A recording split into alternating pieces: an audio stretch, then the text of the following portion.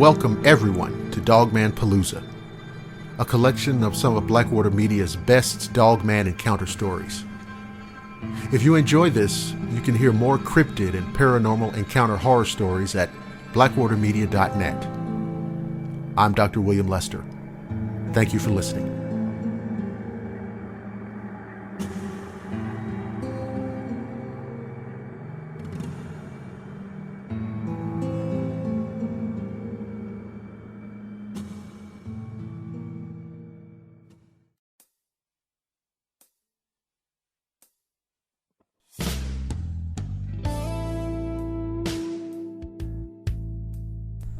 It was July 19th, 2016. I remember the date because we had our annual Christmas in July at my in-laws, and it was a crazy full moon. We left to head home. We took the back way, and we live in a somewhat rural area, so the back way is very dark. No traffic at that time of night, and we were going about 65 miles per hour. Now, as we're driving along, about 5 minutes from home, out of the corner of my eye towards the forest on the passenger side, I catch a glimpse of something moving fast. The moment my foot hit the brakes, my wife's hand grabs my leg. I'm getting goosebumps as I'm saying this now, but it was one goddamn crazy experience. We came to a screeching halt in the road, and whatever it was stopped dead in front of us. It cocked his head and looked at us. And we both said at the same time, "Did you see that?" And it was huge. It was easily 7 feet tall, had yellow eyes that glowed from the headlights, and it had wolf-like features. It was crazy muscular, but also kind of thin at the same time. The most memorable feature, though, were its legs. It 100% looked like a dog walking upright with a cocked angle in its leg. I think they're called hawks. No sooner did it stop and glare at us, did it continue to bolt across the road and vanish into the forest on the driver's side. The only way we've ever been able to describe it is being werewolf-like. And like I said, my wife and I both agreed. Now, if it'd just been me, I would have assumed I was crazy and never mentioned this to anybody. But to hell with all the woulda, coulda, shoulda bullshit. Bottom line, it was a dog man. Anytime someone tries to ask us if we're sure about what happened, we just look at them and say, "We both saw it."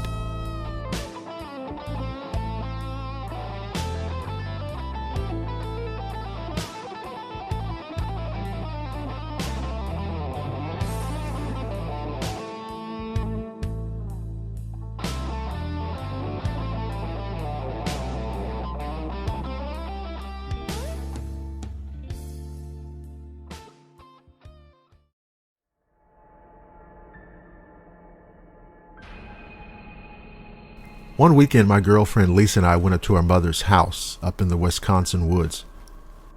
She raised chickens and had a beautiful Siberian husky named Jupiter, who was caged every night to keep him safe as there were black bear in the area, coyotes, and a rumored mountain lion.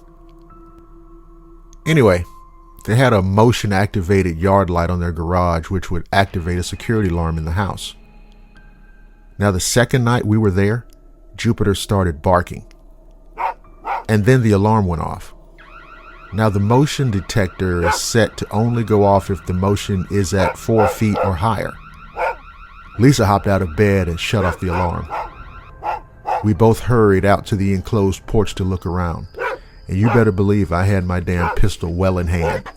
Now, about that time, the chickens started acting frightened and upset, and you could hear them going berserk in their coop. Lisa thought that someone was trying to steal a chicken. I made my way around to the coop to unlock the door, and all of a sudden, this huge wolf-like creature on 2 legs came barreling out of the coop with a chicken in its jaws. When it saw me, it dropped to all fours and took off running at a crazy speed. At that point, I ran back into the house in a state of complete disbelief. I locked the door behind me. Lisa was there, just inside, and her mother came tearing down the stairs asking what all the ruckus was about. I described to them exactly what happened and what I'd seen. The biggest goddamn wolf I'd ever seen, easily 1.5 feet taller than me. And I'm 6 feet tall. I mean, I watched this thing go from 2 legs to 4 legs in a matter of seconds and dash off with a chicken in its mouth. It's crazy too. There was no sign of damage to the coop, inside or out. So the creature had to have removed the latch to the coop door with its hands. Of course, we didn't get much sleep that night. Well, shit, we didn't get any sleep. That's the truth. And yeah, it'll be a while before we head out for another trip out there. It'll be a good long while.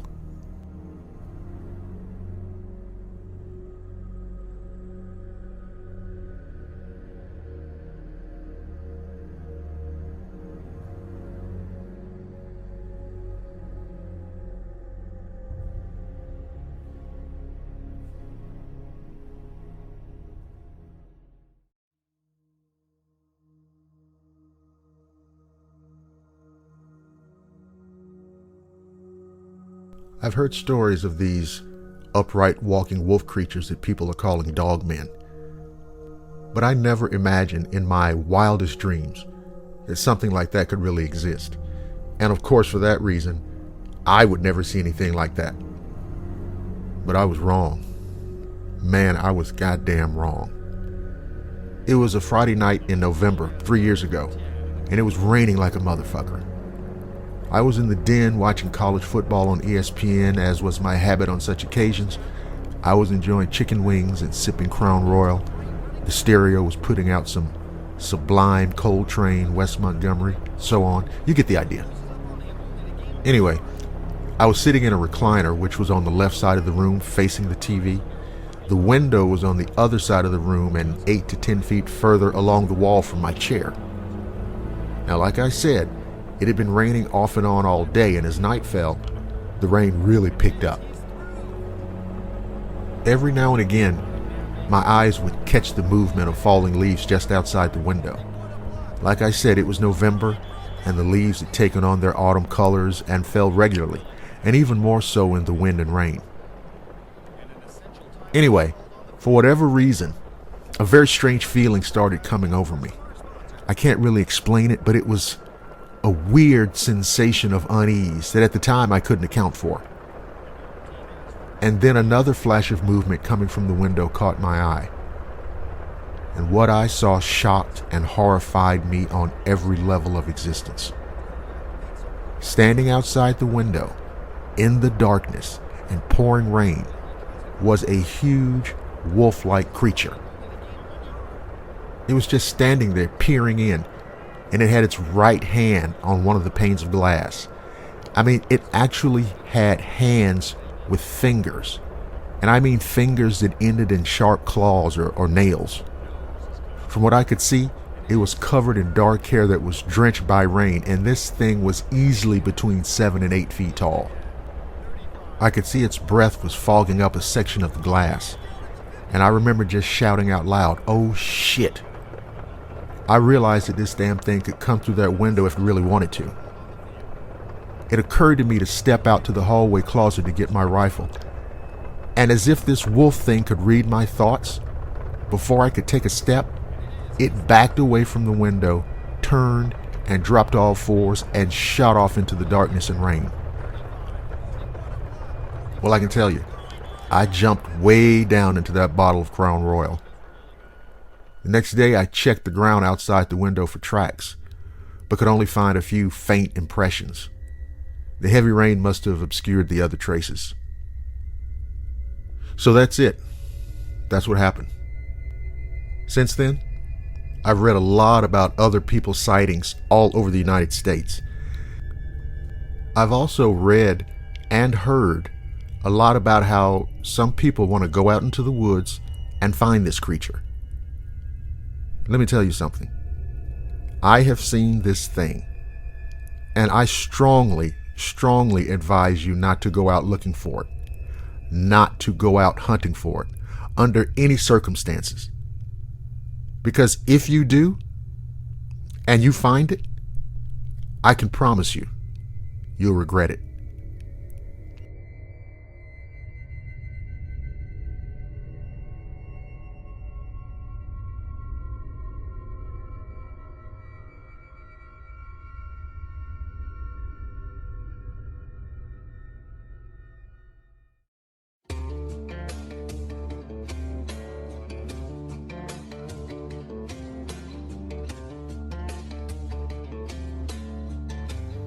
I live in rural Montana, and I truly believe that the creature that I saw a couple of nights ago in the woods near my house was a dogman. I was inside of my barn when I heard an aggressive scratching coming from the direction of my door, and my two big Rottweilers started causing mayhem, barking up a storm inside the house. I thought it might be a mountain lion or maybe even a bear trying to get in my barn and feast on my goats and chickens. I grabbed my damn shotgun, and when I opened the door, I saw a creature, maybe 25 yards out, and what I saw shocked the shit out of me. I was looking at a gigantic, wolf-like thing standing there, looking back at me, but the motherfucker was standing up on two legs. It stood there just long enough for me to get a good look at it, as if that was the point. Shit, I raised and pointed my shotgun at the son of a bitch, and in that instant, it turned and ran off into the darkness. I fired a shot anyway, just to let it know that I wasn't fucking around. I noticed that there were scratches covering my door. These scratches looked much deeper than what a mountain lion or bear could have made. I remember hearing about dogmen a few months previously from one friend of mine, but I never imagined that I would ever see one. Then I remembered that lots of my neighbors had been losing their livestock at an alarming rate. Now I know why. Since my encounter with the creature, I haven't seen it again. But I know that it's still out there lurking in the woods. And I can promise you this: my shotgun is never, ever very far away.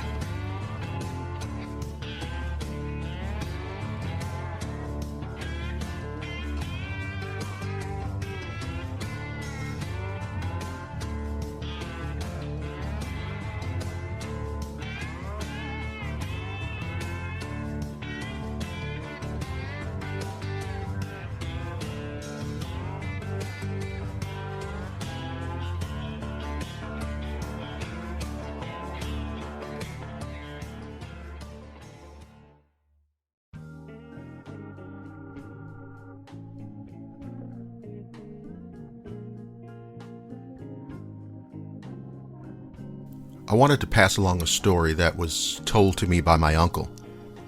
He passed away a few years ago, and I think it's important that what he witnessed, what he experienced, should be shared with the world. But before that, I need to tell you up front, there are some very, very disturbing aspects to this story. So consider yourself warned. This story goes back to 1957. The year that Hurricane Audrey, one of the deadliest tropical cyclones in U.S. history, devastated the southwestern Louisiana coast.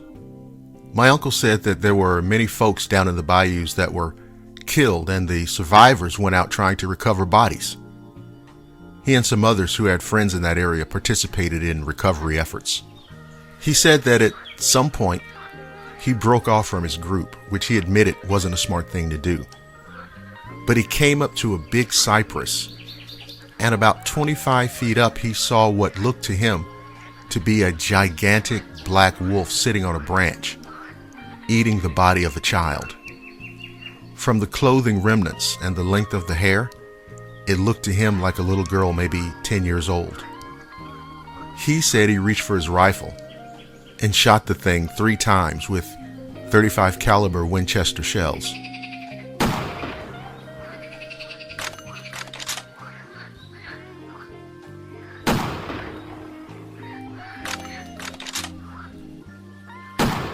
He said you could see the impact as each thud caused water to spray off the thing's body. After the 3rd shot, it looked dead at him with pale yellow eyes, full in the face, and growled. And then it went right back to eating, now licking its lips with slurping and sucking sounds, making the sight even more gruesome. He said he hauled ass out of there, and he was haunted by the thought of creatures like that foraging the storm-struck bayou for the flesh of a dead person to feast on. But somehow he found the courage to go back the next day. He said that the thing had taken one of the child's thigh bones and jammed it hard into the base of the tree and hung the torso, stripped clean of flesh, and the child's head, which was untouched so he could clearly see her face, all hung there for him to find, made it very clear that these were cold-hearted, evil calculating monsters, not just animals. That was in 1957. My uncle had been holding this inside of him for 50 years, until he told it to me in 2007. A story about the aftermath of a natural disaster, and the story of a monster.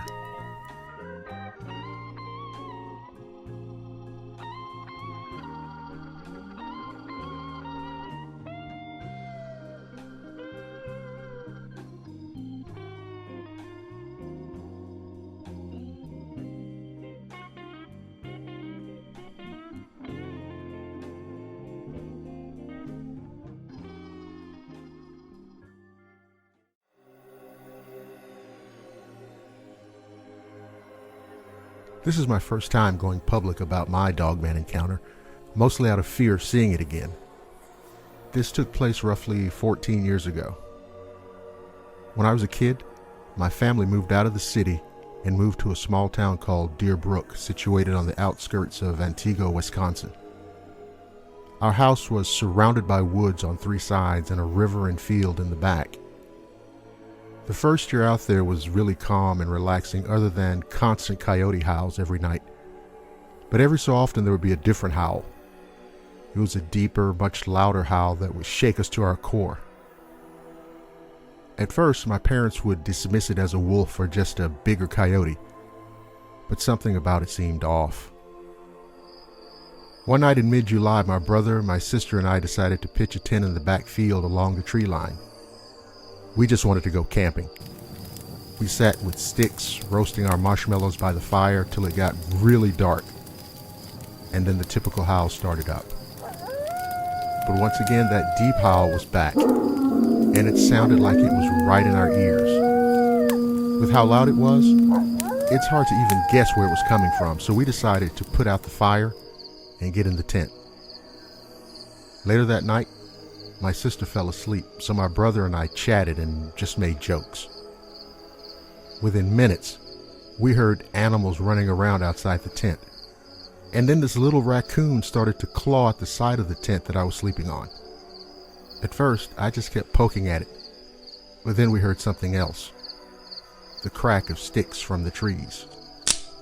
At that point, my brother thought it was a bear and told us to be quiet, and woke up my sister.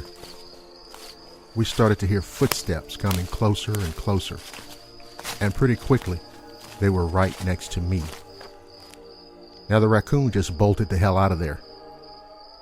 And then there was this strange odor coming from somewhere, and it smelled like copper, sulfur, and a wet dog. It was almost overpowering and made me feel like I could throw up. Then we heard our mom calling us, and as she shined the flashlight on us, it revealed the most unsettling thing I've ever seen. The shadow of this thing was shining through our tent, and it was massive. It had pointed ears that were tilted back like a dog on the prowl, and its hands were human-looking with long fingers that ended in a point. The mouth was in the shape of a snout, just a little shorter, and it had a mid-sized tail. My mom started screaming, and whatever the thing was bolted back into the woods, and that's when I got a fairly good look at it. We tore ass inside the house with our mom and didn't go back out for a few days. Now fast forward a few months. I was in the living room with my mom while my sister was in the shower. We were watching Wheel of Fortune or some game show like that when my sister screamed, "Bloody murder." My mom jumped up and went to get her. She pulled her out of the bathroom, and I got curious as to why she was freaking out, so I went in to see. Above the shower is one of those super small windows that only a small head could fit through. And in the window was a set of red, glowing eyes staring down at me. Holy shit. We stared at each other for what seemed like a decade, even though it could only have been a few seconds. Now here's the weird thing. I didn't feel fear, but more like curiosity. And I didn't feel like I was in any danger at that time. And as my mom came in to get me out, the eyes turned away as well. Now that night was a kind of gloomy night. It wasn't very windy, but there was a light drizzle. Later during the night, my brother and I got woken up to the window being opened. It was locked beforehand, by the way. After that, we just closed it and went back to bed. It happened again and again, like 3 more times, and each time we locked it. But the final time was the worst. It flung open so hard that the glass shattered, and then we saw the thing that pushed it open. It was that same monstrous hand from the tent, but I could see it clearly now. It had matted black fur, or hair rather, covering its whole arm. The skin on its palms was like a light tan, and the claws were easily 5 to 6 inches long. And on the bottom of the window, I saw its face, or what was showing of it. It was just the eyes, glowing bright red again, looking like the embers of a roaring fire. My brother and I bolted up, grabbed my sister, and locked ourselves in the back gaming room. We stayed there for the rest of the night. That's when my mom came home. We told her and packed our things. We moved out of that house in a day and took what we could fit, filling 1 car and a U-Haul trailer. My stepdad's truck was full as well, and we left never to return. To this day, my family is scared to talk about it, but if my brother and I have a few drinks, we discuss it. But my mom, she just shuts down whenever it's brought up.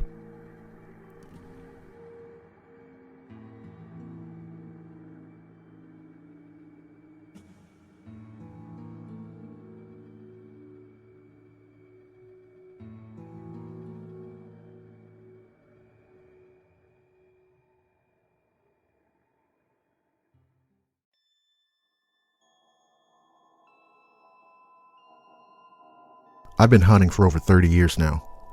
My father, grandfather, great uncle, and cousins all taught me the meaning of the ways of the hunter.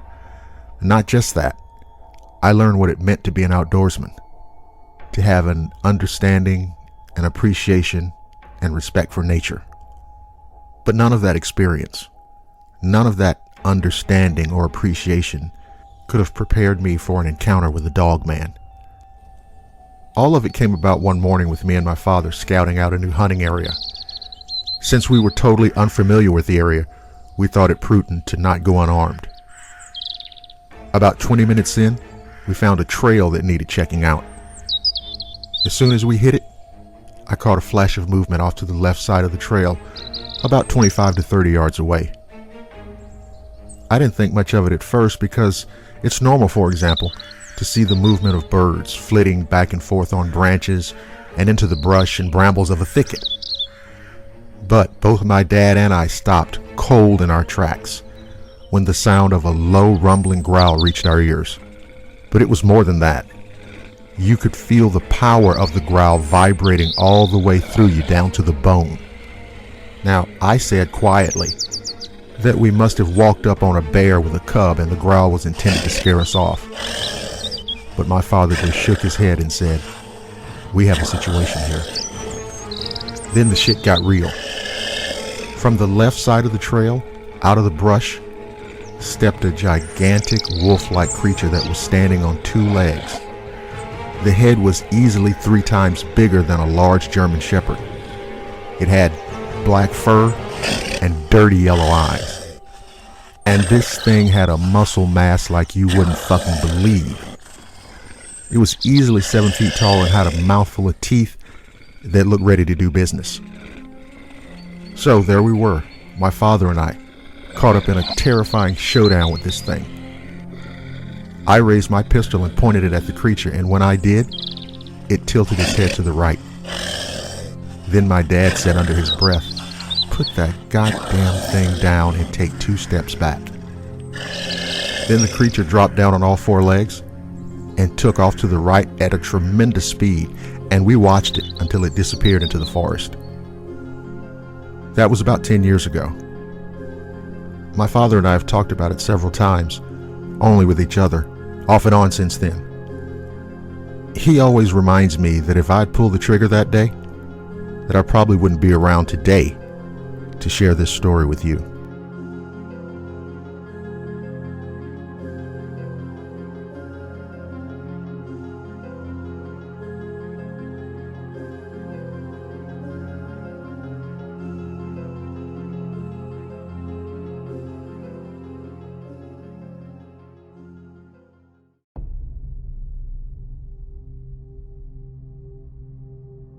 My name is Terry, and I have a short but scary story about my run-in with a dogman. I live in a certain part of Florida that has very deep woods and it's a very swampy location. I don't want to be too specific about the names of places. In fact, I've even changed some of the names for the purposes of this story, because I've learned all too well what can happen when people find out about a dogman encounter. Now, I've had multiple strange occurrences around my property, mostly at night. But I want to tell you about this one particular incident that, to put it mildly, scared the hell out of me. Now, what happened took place in an area called Gibson Creek Campground. I was invited to go hunting with a buddy of mine last winter for wild hogs. You could usually find them out there looking for water or rutting around in the muck. So we left out from Gibson Creek Campground and paddled upstream. Eventually, we made it way out to where we could make another camp. After nightfall, we'd already set out a couple of trail cameras. I'd say we were there till about 2 a.m. And the forest, which is usually quite noisy, was somehow strangely silent. You know, that kind of quiet that you know isn't right? So I turned to my buddy and he turned to me. We gave each other those looks of a little fear and a little confusion. So we humped it back to the tent. I'd say no more than 60 seconds later, we heard what sounded like something huge booking it across the creek over on our side about 10 feet out, and then it just stopped. When we looked out, oh my God, what we saw was a gigantic wolf, maybe 8 feet tall, standing there on the other side of the creek. I heard a deep, low-level growl, and my friend perked up to silently announce that he heard it too. So of course, you can imagine that seeing that creature, realizing that something like that is real, scared the complete and total shit out of both of us. We didn't hear it anymore, and after that, the regular nighttime forest sounds came back. Crickets, owls, all of the things you'd expect. But we didn't leave our tent until daylight. So please, allow me to offer this little advice. If you enjoy camping, that's fine. If you enjoy a jaunt through the woods, great. But when the sun starts to go down, get your ass out of the forest and back to the main camping area and stay there until sunrise.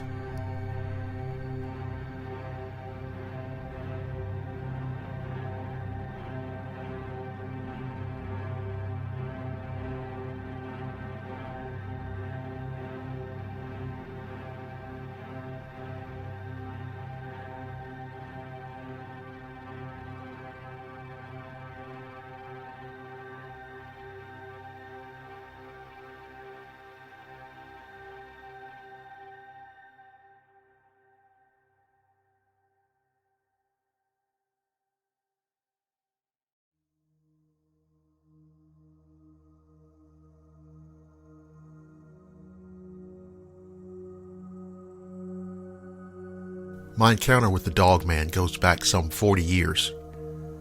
It was on my grandparents' property in Denmark, Wisconsin, which is southeast of Green Bay. The land out there is a lot of farmland with patches of woods. I was 10 years old at the time. My grandparents owned a few acres of land, and on the far right corner of their yard, there's a thick patch of woods and swamp that goes on for a bit before hitting another farm field. I was standing on the back deck, shooting cans with my BB gun. It was a hot and muggy morning in mid-July, and all morning outside, I just had a real eerie feeling that I couldn't shake. It was like I was being watched, but every time I looked around the yard, I never saw anything. So I just went back to shooting cans, but I got that feeling again. I started scanning the tree line of the woods, and that's when I saw it. It was standing next to a tree, and it was absolutely massive. Now, when I got older, I went back to that tree and tried to get an estimate of height, and I'd say it was 7 to 7.5 feet tall. The only way I can compare the body is like to Arnold Schwarzenegger. It was unreal how big its shoulders, arms, and chest were. It was covered in gray fur that was really, really shaggy and thick on its shoulders and down a part of its body. I know when people describe dogmen, you hear a lot of, "Oh, it looked like a timber wolf standing on two legs," or "It had the head of a German shepherd." This was not the case at all. The head and face looked like a werewolf. It had pointed ears on the top of its head. Its eyes were hot yellow and almost seemed to glow even in daylight. And it was snarling with its lips open, and it almost seemed to be smiling. Let me tell you, the look and smile on this thing's face was pure evil. And sinister is the only way I can describe it. I don't recall if it had a tail or not. And I feel like the legs looked like that of a human's and not bent like a dog's. But I was mostly looking at the head and body. After what had to be only 10 seconds, but felt like hours, without warning, it broke eye contact with me and took off sprinting to its right. It went through some really thick brush and emerged farther down the tree line and took off into the woods. The thing is, no person could clear what it cleared in the time that it did. It was seconds that it ran, probably a good 50 or 60 yards, and it was all thick brush down through there. Being absolutely terrified, I went back in the house and didn't go outside the rest of the day. Ironically enough, my aunt came up to me later and said, "I heard some strange sounds outside last night. I've been meaning to tell you, but I didn't want to freak you out." Now, I didn't tell her what I saw, thinking she would think I was crazy or making it up, but I insisted that she tell me. She said she heard a loud growling and snarling walking around the house the previous night, unlike anything she's ever heard before. Although my grandparents are both long gone, I still visit the area quite often for sentimental reasons mostly, and I haven't seen anything strange since. I haven't heard any other reports from the area, but I know that there was a sighting of a Bigfoot crossing the road in that general area back in the 50s. What is it about that damn place that attracts monsters?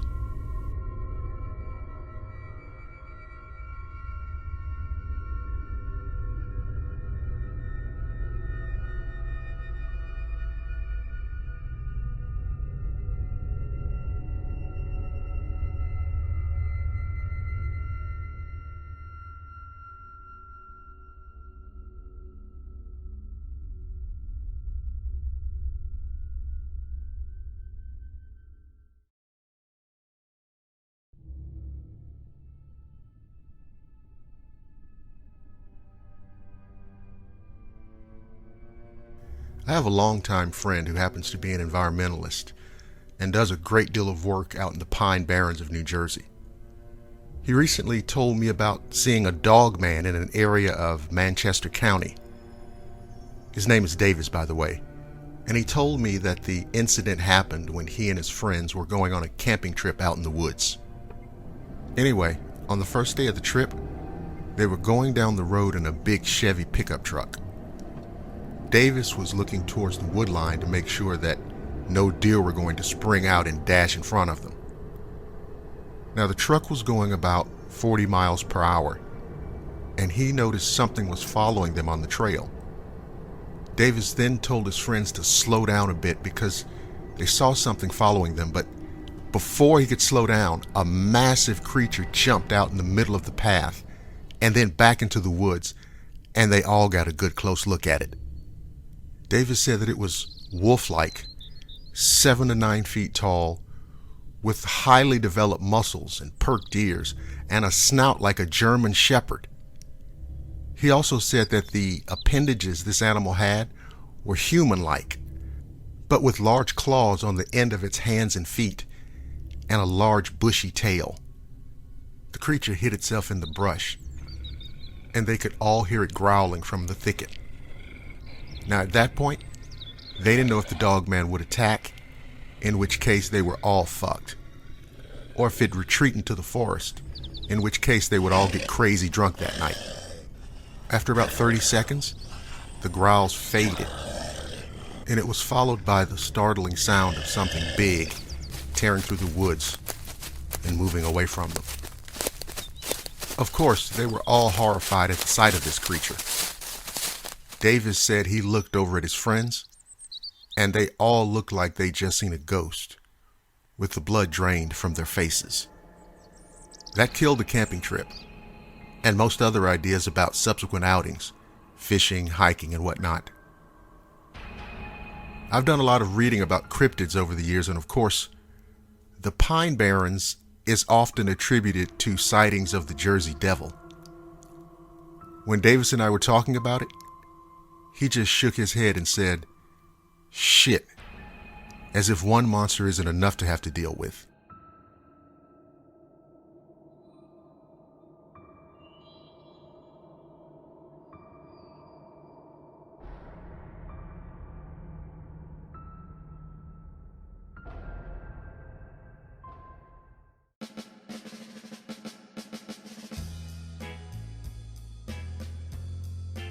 You're listening to the Blackwater Media Radio Network, the finest in digital audio entertainment. This is Blackwater Media coming to you from the great city of Atlanta.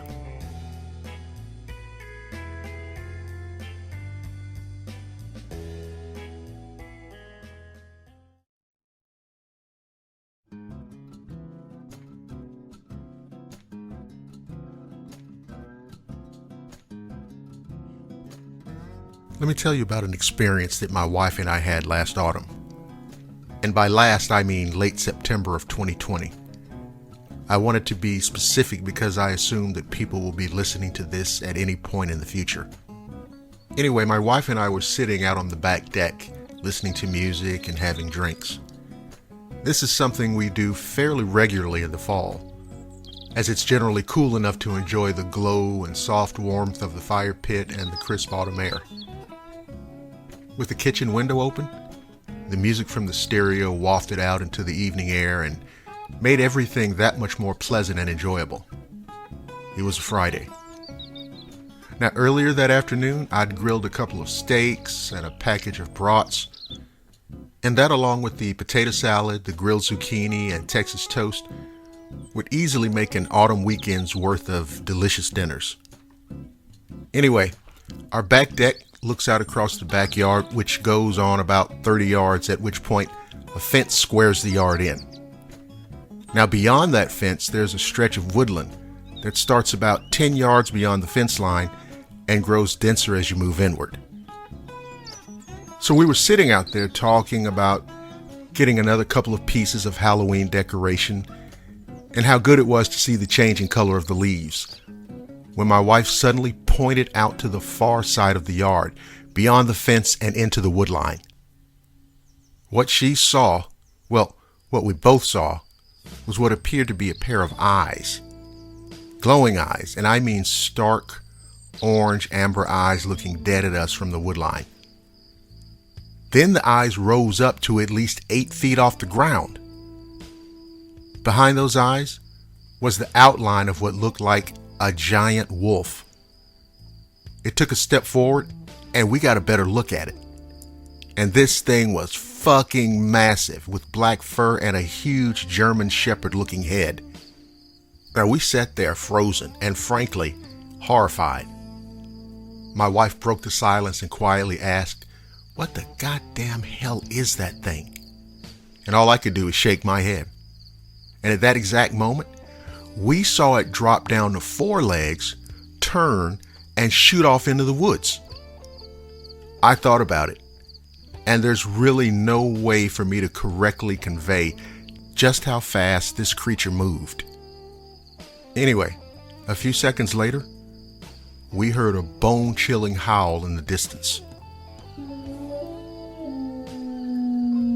We just sat there, calming ourselves by sipping on whiskey highballs. My wife got her iPad and started doing searches. After only about a minute, she learned that these creatures were known as dogmen, and they've been sighted all over the country and even other parts of the world, and that they're powerful, vicious, and seem to regard humans with absolute malice and contempt. So, that's how we came to learn about these creatures. I've heard and read about how so many people say they want to see one. I promise you, you don't. My wife and I have nightmares about our encounter. Terrible nightmares about being stalked by the creature and then turning around only to see a menacing pair of large amber eyes.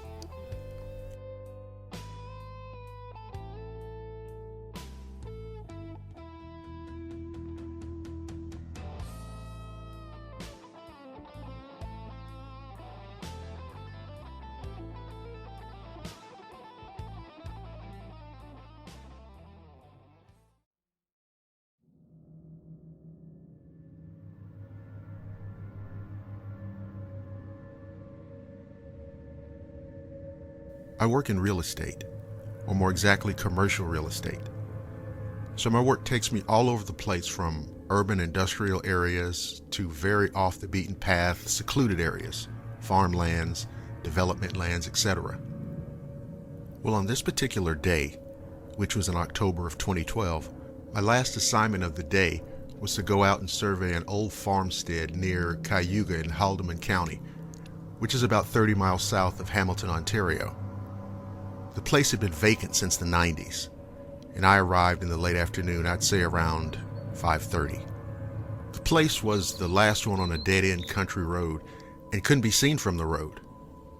I went up the long driveway and proceeded to do my look-over of the place. Now, there were 3 structures: the house, a garage, and a large tool shed. I walked around to the front of the house, which was completely boarded up with no means of seeing inside. I proceeded around the far side toward the other buildings. Now, the shed was basically fallen completely down, but the garage was mostly still completely up. I noticed around the side door a lot of huge scratches, and the door was like half broken down but still held shut by a padlock on one side and the middle and upper hinge. The bottom part was forced inward, and the door and clapboards around it were covered with these scratches too. But these didn't seem like the scratches a dog would leave. These scratches were huge and parallel, but spread apart almost like fingernail scratches, and very deep, obviously put there with a lot of pressure. That's when I looked down and saw huge paw prints, but not regular round paw prints, almost elongated a little bit. Now, the area around this partially broken down door was covered with these paw prints as well. If I had to venture to guess how wide they were, I would say at least 5 inches. I was wearing dress boots, and when I put my foot over the paw print, I could see the print on either side of my foot, and I wear size 11, so I don't have tiny feet by any means. Now, I began to feel very uneasy, and that's when I recall noticing that all the sounds of the forest were gone. It was dead silent. And that's when I took to noticing a stench, like wet dog, urine, and even shit. I mean, the whole area just smelled rotten, like a swamp, rot and decay. But this smell was very strong and very, very putrid. Now, that feeling I told you about, that feeling of being uneasy, it only intensified. And all of a sudden, I felt like I wasn't alone, and decided I'd seen enough and quickly headed back to my car. That's when I heard something in the bushes, and it sounded big. I mean, it was going through the trees very quickly and very hard. So I got back to my car, got my ass in, and locked all the goddamn doors. When I started the car and turned the lights on, that's when I caught eye shine in the tree line ahead of me. Now my first thought was it might be a dog, or maybe even a fox. But the eye shine was not at the level that a dog's head would be. In fact, it was a hell of a lot higher. I would say 4 to 5 feet up, maybe even a bit higher.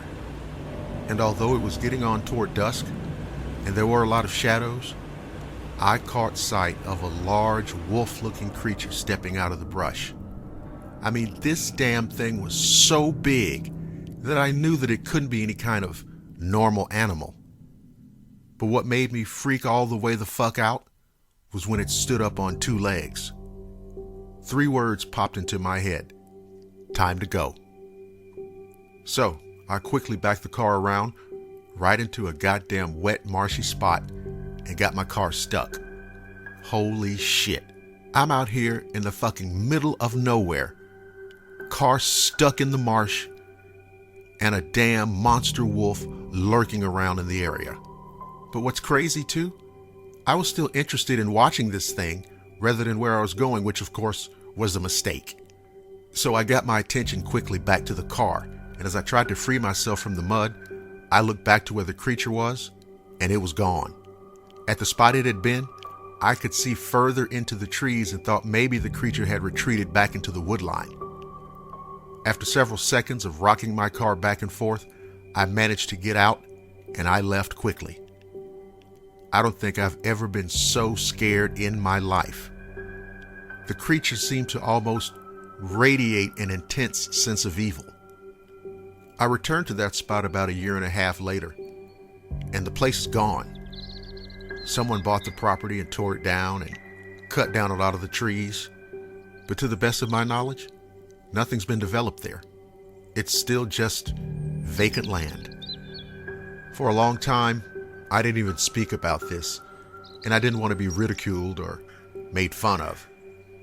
A coworker said it was probably a bear I saw, but I know for a fact that there are no bears this far south in Ontario unless it's in a zoo. I'd long forgotten about this till I recently heard some Dogman stories on Blackwater Media and decided to reach out to Dr. Lester about what happened to me. I handled the sale of some farmland on the nearby Six Nations Indian Reservation, and the client was one of the few remaining pure-blood Indians. I'd put him easily in his 80s, if not older. I asked him about odd happenings in the area, like strange animals. And without really telling him about what happened to me, I sort of let him know that I'd had a weird experience. Not in detail, just that I was on the property when something strange happened. He responded with a question I didn't expect. "You saw it, didn't you?" He went on to say that there are many things that are unknown to this world, but wouldn't comment further. He only said that there's a good reason that particular place sat empty and unused for decades. I had nightmares about that day for about 1 year afterwards, and I'm still very hesitant to do surveys in areas like that, because I have no desire to ever again be stalked by Dogman.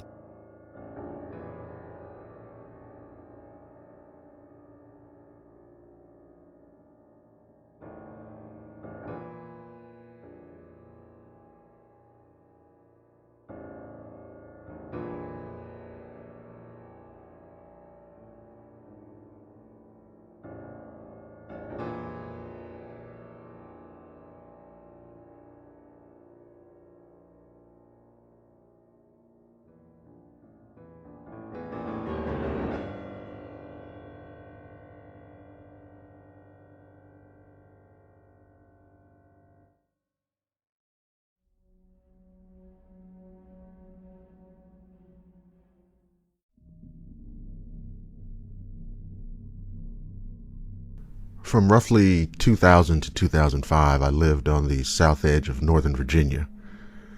This was a rural area with houses set far apart from each other, surrounded by fairly dense woods. So let me tell you about these creatures that I came to call the wolves in the woods. Most of you probably use the term dogmen. Due to insomnia, I had a bad tendency of staying up very late at night, sometimes all the way until dawn. Frequently, I'd leave the window partially open all night to let in a cool breeze. On some occasions late at night, well, after midnight, I'd hear something loudly crashing through the woods behind the house. It always sounded like a large man or even several large men staggering drunkenly through the woods, always along the same path from the direction of the driveway down towards the Bull Run River. The leaves would be rustling very loudly as if whatever it was, or whatever they were carelessly dragging their feet along the ground. Branches would be snapping and rocks crunching as the sounds moved through the forest. Again, I couldn't tell if it was one person or several people, but the passing through the woods always created an alarming amount of noise. I came to expect to hear the sounds every 2 weeks or so. After a while, whenever I heard the noises, I would peer out the window trying to discern who or what would be making all that damn noise at such a late hour. Now, I did this on one particular night and got the shock of my life. What I could see under pretty decent moonlight was at least 5 or 6 creatures that to me looked like the werewolves in those underworld movies. I realized that these things were responsible for the noises out in the woods that I'd been hearing. Catching sight of these creatures was the most surreal, most terrifying thing that ever happened to me. They were tall, all of them. I'm estimating 7 to 9 feet, and had long pointed ears, and they were literally tearing their way through the woods, snapping, snarling, tearing at the brush, and even breaking down saplings and ripping down branches. I'll tell you something else that I found to be very, very strange. The apparent path they were traversing came from nowhere and went nowhere. They just rambled through the woods, apparently tearing their own path through the wilderness, going deeper into the woods. It was so goddamn bizarre. These wolf things would go crashing through the deep, dark woods at 2 a.m. or 3 a.m. And there were times when I could hear very strange howls off in the distance. I don't mean the kind of howl that you might hear from a coyote or a farm dog. I'm talking about something that chills you right down to the bone when you hear it. On another occasion, I heard from behind the house. Then I heard a bunch of gunshots from directly behind the house too. It sounded to me like a handgun, maybe a 9mm or a .38 special. Next morning, I wandered around the edge of the yard searching for expended brass, but didn't find anything. I found no traces or signs of anyone passing through the woods. In the days following the gunshots, I became increasingly determined to find out just what the hell was going on. I put a flashlight on the small dresser by my door. I patiently waited night after night to hear the wolf things come storming through the woods. Sure enough, one night I heard the familiar sound of something crashing eerily and slowly through the woods behind the house. I jumped up, rushed to gather the things I intended to carry outside, and then I moved out to see those creatures moving through the woods.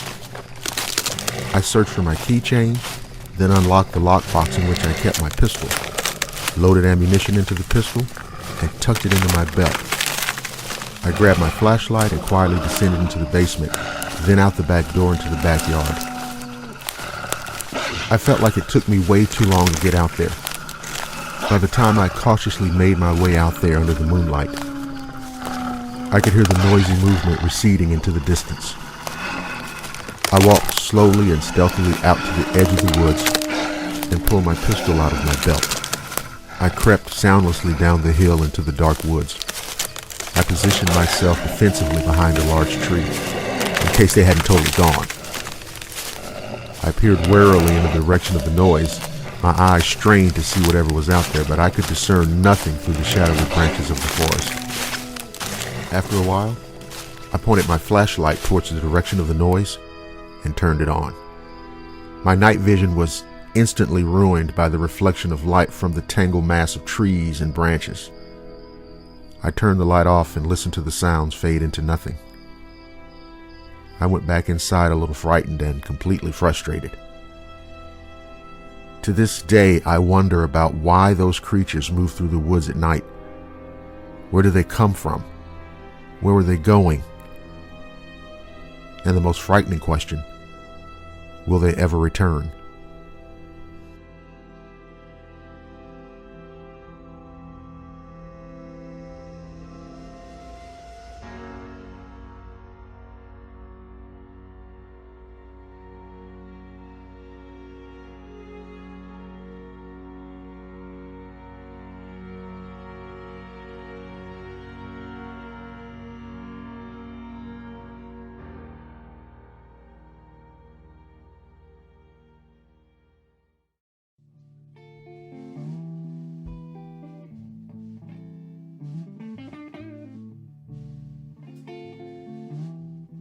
I love fishing for bluegill, or brim as most Georgia folks call them. Now, brim are also commonly known as panfish, which just refers to an edible game fish that doesn't grow larger than the size of a typical frying pan.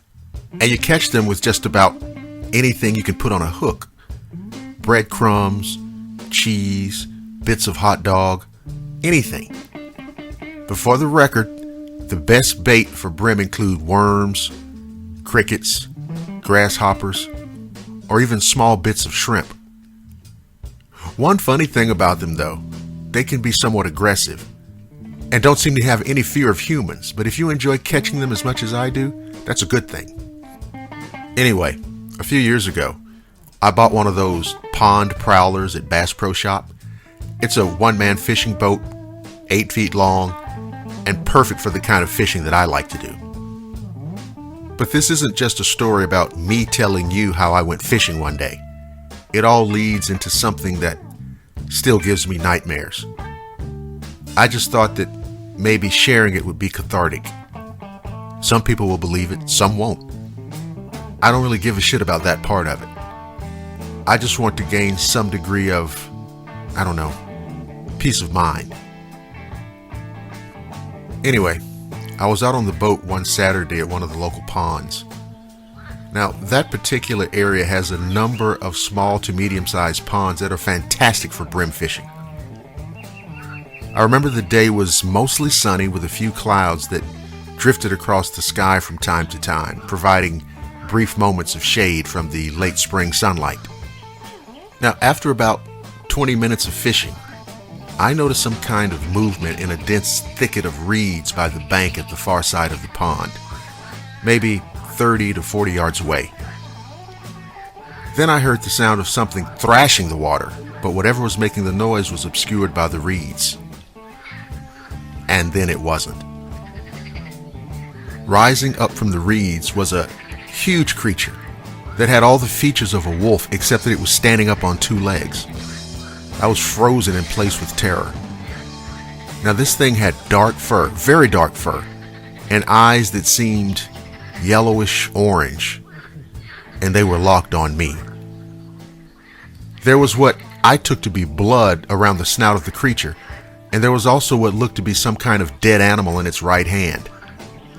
I remember saying under my breath, "Holy shit," over and over.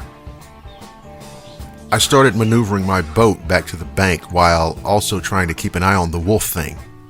When I got myself back onto dry land and secured the boat in the cab of my truck, the creature was still there watching me. As I walked around to get into the truck, the creature let out a loud, growling snarl as if to hasten my departure. And it damn sure worked. As I pulled away, I saw the wolf creature lower down onto 4 legs and then run off in the opposite direction. Man, I tell you, I've never been so goddamn scared in my life. It just goes to show you what kind of trouble you can get in when you interrupt Dogman's dinner.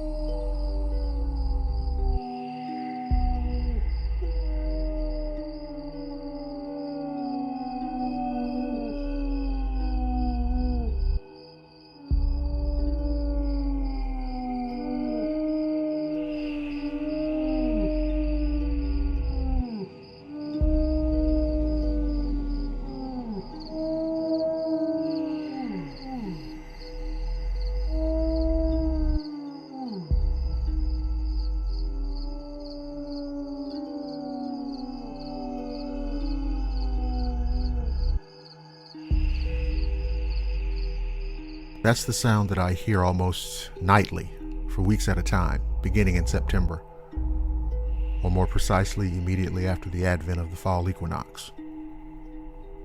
I live about an hour and a half's drive north of a major city in the southeastern United States. In this particular area, you can find sizable stretches of woodlands, creeks, and even some relatively dense forests. This is the habitat of those things out there. Those creatures howling into the darkness of the autumn night sky. This past autumn, the fall of 2020, was no different. I heard the howls in the distance and listened as they seemed to come closer. This seemed to be their nightly routine, to emerge from the inner depths of the forest and prowl along its outer perimeter. I know because it got to the point where I could go out on my deck, which overlooks a wood line, and I could actually watch them step out of the woodland cover. There would typically be 4 or 5 of them, never less than 3, at least of what I could see. On nights with good moonlight, I could see them even better. They would move through the trees, going from 4 legs to 2, and then back again seemingly arbitrarily. When they did go bipedal, I got a true sense of their size and features. But it was always the eyes. Now, one could easily be struck by the 7 or 8 foot height, the clawed fingered hands, the impressive musculature, or even the surreal nature of their movement. But for me, it was the eyes, those massive, amber, nightmarish hell portals through which somehow these creatures measured their reality.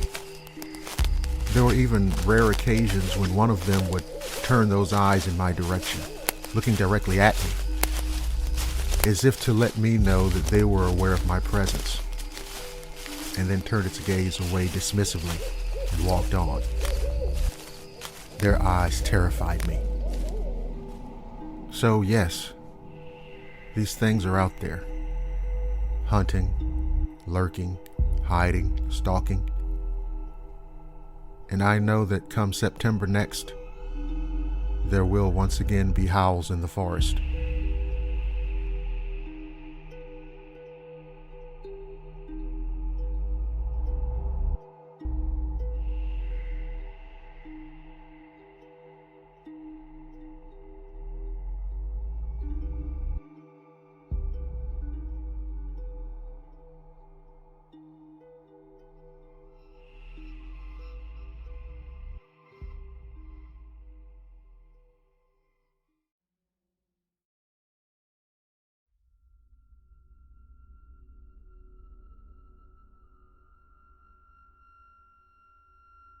I'm an outdoorsman.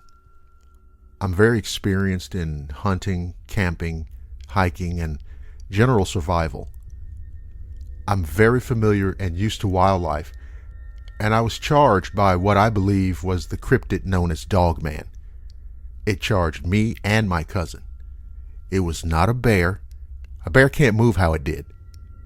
And it was not a normal wolf, as they can't comfortably run on 2 legs, whereas the thing that charged us seemed natural in that form of locomotion. Now, this happened around June or July of 2007. I was around 17 years old and much more cocky back then, but still somewhat knowledgeable of the outdoors. My family used to own a cabin in northwest Wisconsin, so I basically grew up there in the summer, and I knew the woods well, but at night, it was wise to stay in the cabin, or at least by the bonfire by the beach, because of bears, wolves, and cougars. One of the creepiest things was if you were having a bonfire, the tree line was visible from the fire pit and beach. And at night, you always felt like you were being watched from that tree line. But during the day, the woods always seemed normal, not so creepy. That is, until this incident. So, this happened during the middle of the day. Me and my cousin were having an airsoft battle, and I was in full woodland camo, and he wasn't. I retreated onto the ATV trail into the woods for a tactical advantage, and our battle took us about 200 meters into about a third of the way up the trail. We had enough at this point, and we were standing at the edge of a clearing on the trail talking, and he was maybe 10 feet from me when I decided to mess with him. I said, "Shh, we're being watched." He froze.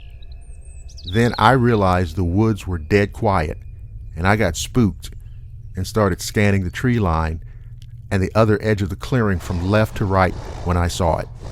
Its teeth gave it away. It was panting and staring at my cousin. Now I know that this may be hard to believe, but fuck it. What I saw was a wolf as big as a black bear, at least 300 or 400 pounds. But it wasn't normal. This wolf was on 2 legs, crouching next to the tree with his arm grasping the tree, grasping with a clawed hand, and it had reddish brown fur. I told my cousin, "We have to go." And next thing I know, he's sprinting, and I looked back at this creature who had locked on and sprinted a few steps on 2 feet, and then I turned and ran when it looked like it was dropping down to all fours. It charged us and sounded like it was right on our asses barreling through the brush. But for whatever reason, it let us go when we broke out of the tree line and headed for the cabin. What stuck with me the most was the sheer size of this damn thing. The creature appeared to be nearly 7 feet tall when upright, and that's where it should have had front paws, but it appeared to have large clawed hands.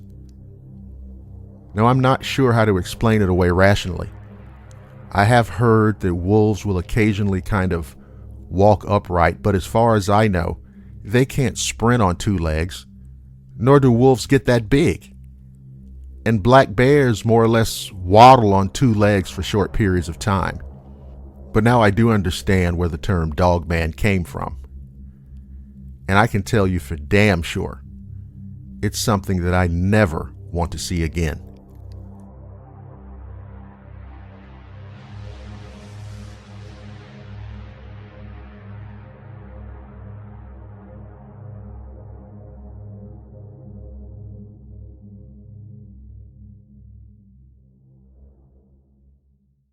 Hey everybody, this is Dr. William Lester, and I want to tell you about a new membership opportunity from Blackwater Media. Now yes, you can sign up for the regular Swamp Hunter Society membership at $4.99 a month and have access to the premium content. But you also have the option of getting the Blackwater Media VIP full year membership. That's right, with a one-time payment of just $49.99, you can have the same access to the same premium content, early releases, at a savings of almost $10 off of a regular membership. So if you enjoy the finest in paranormal and cryptid horror, head on over to blackwatermedia.net and get your Blackwater Media VIP full year membership.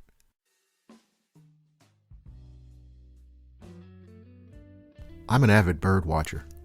I took up the hobby about 3 years ago, and it's really been one of the most enjoying, fulfilling experiences of my life. I remember when I was little, my grandmother had several bird feeders and baths in her backyard, and I would sit at the window and watch all the different birds fly in and out.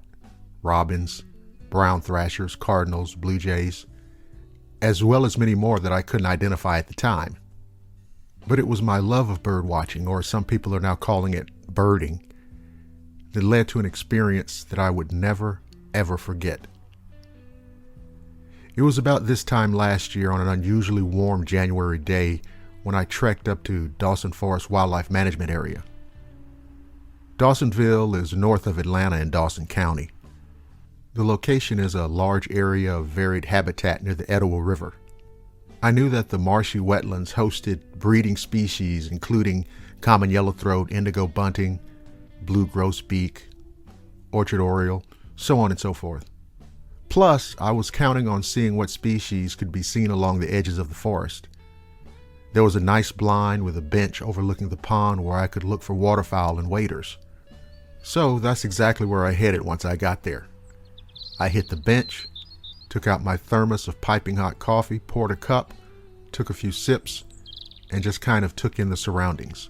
The morning mist had all but dissipated.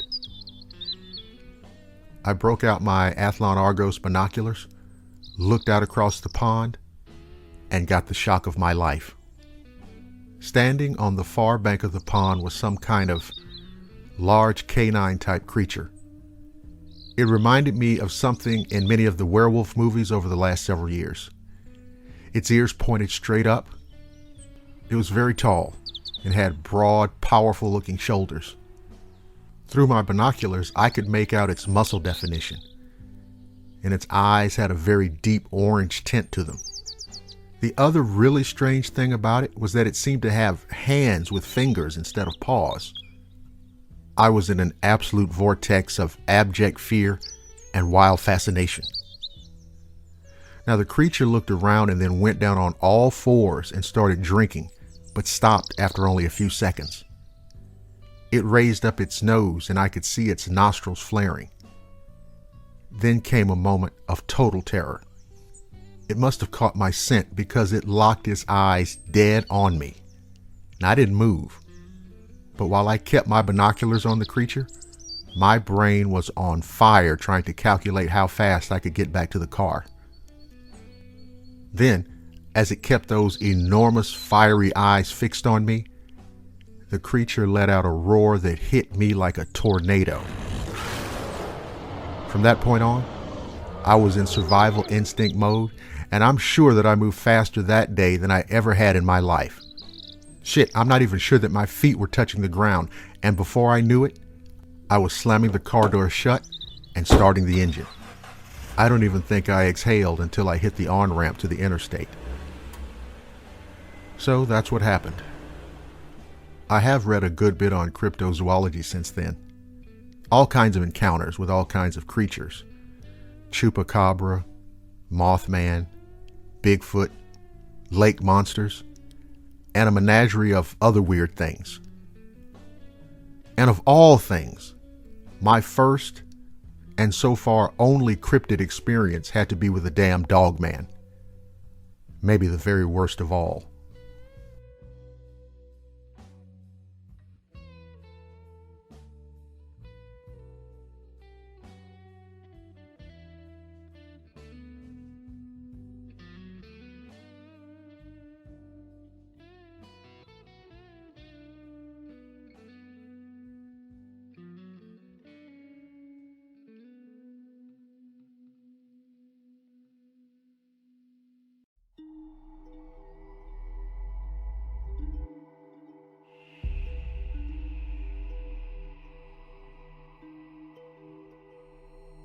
My name is Jeremy.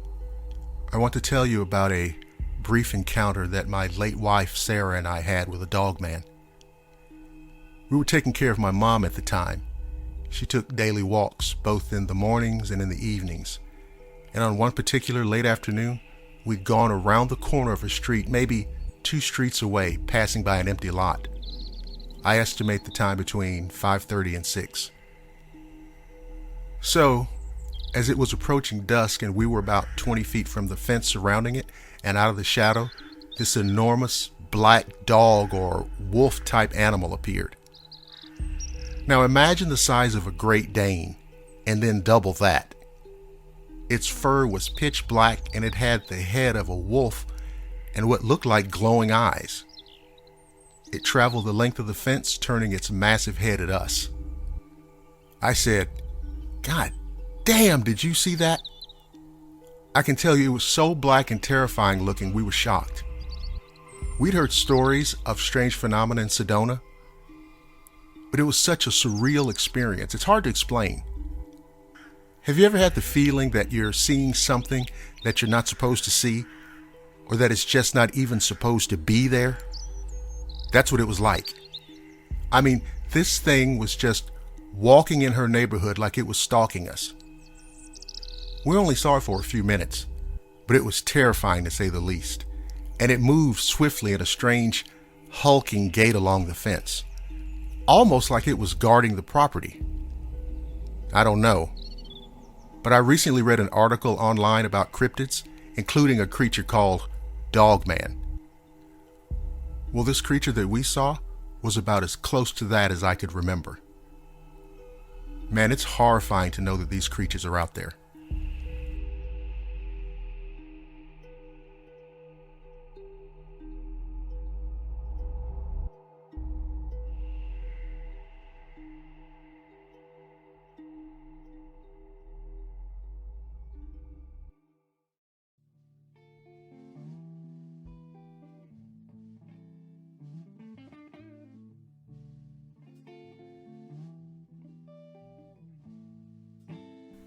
2 summers ago, I think it was mid-June or early July, my cousin was staying at my house.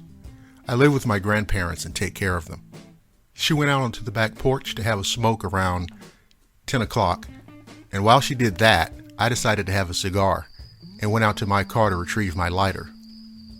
It was a pretty nice night, good visibility from the moon, but I live out in a relatively rural area of Texas. Visibility isn't as good as you get into the city. Although there were no streetlights, I could clearly see across the road and see my driveway, which I normally can't. But that night there was a very bright full moon. Now across from my house is a lake, separated by about 100 yards of land and a small road. As I was coming back from my car along the edge of the lake, I saw a creature. And I say that because that's the most apt word for it. This damn thing was easily 8+ feet tall and was on its hind legs and covered in fur and had a stereotypical werewolf profile. And by that I mean it had a wolf-shaped head and a large growth of fur leading from the bottom of its maw down to its stomach. I clearly remember hearing the footfalls down by the lakeshore. The neighbors to the right of the edge of the lakeshore had just planted juvenile trees along the property, so they were each about 6 feet high, and this thing easily towered over them. I genuinely felt my blood run cold, and as quietly as possible, I ran back into my house while this thing just ambled along the lakeshore. It had a fairly big stride as well. That only frightened me more. I came back out onto the porch to tell my cousin, and she immediately asked me what happened before I even opened my mouth. And according to her, all the color had drained from my face. I told her everything, and I promised I wasn't messing around, and she agreed. She knew it when she saw it on my face. We stayed silent on the porch while we smoked, and we heard weird crackling in the brush at the bottom of the hill the back of the house overlooked. Nothing ever came of it, and in the 2 years since, I haven't seen the thing around here, but I'll never forget it.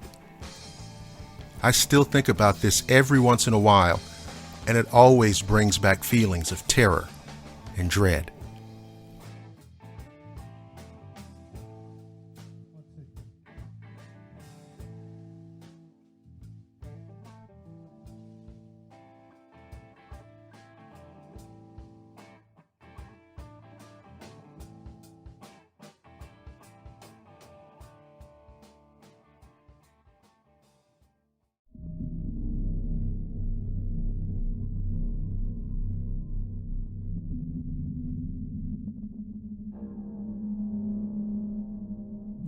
A coworker and I were in a certain area in the wilds of Wisconsin where we do environmental monitoring. Now by monitoring, I mean standard rain event monitoring of an MSHA regulated site. And due to lack of rain, the site was not discharging water to sample. The quarry had been producing a few weeks prior, so we were grabbing a few samples off stockpiles for quality assurance. It was an overcast day, almost dark, with the sun barely breaking through deep gray cloud cover. Now keep in mind, the site was in a wooded area, in some places densely wooded. And upon exiting, my coworker and I noticed a deep growl or scream coming from the deeper part of the woods. And after a few minutes, my coworker shouted several hellos, but got nothing. About 10 minutes later, we're on another part of the property just outside the tree line in an old quarry grabbing some more samples. Suddenly, a flock of crows on a ridge about 100 yards away started panicking. This went on for a minute or two, and upon looking up at the crows, I noticed a large brown and gray upright figure skulking at the tree line. I was able to view the creature for 10 to 15 seconds. All I can tell you is, it was a giant wolf that was standing upright. That's right, a goddamn gigantic upright walking wolf. And in the time we saw it, it ducked down once and then stood back up. Now let me explain something to you. I'm 6'4", 230 pounds. And I could tell that this damn thing was at least 7.5 feet tall. Anyway, we kept looking in that direction, and eventually it ducked down and never rose up again. After that, we left and spent the day trying to figure out just what the hell this wolf-type creature really was, and how hard it would be to do our work with the knowledge that something like that was out there somewhere. Now, of course, I'd heard of people claiming to see Bigfoot, but I never really thought much of it, as the odds of such a creature even existing were small. I'd never have given credence to the existence of a giant bipedal wolf. It looks like I was wrong. We're currently looking into a trail camera as the sound came from deeper from the woods, which is another parcel of land we don't have permission to be on. And to be honest, I'm not all that excited to go that deep down into the woods anyway.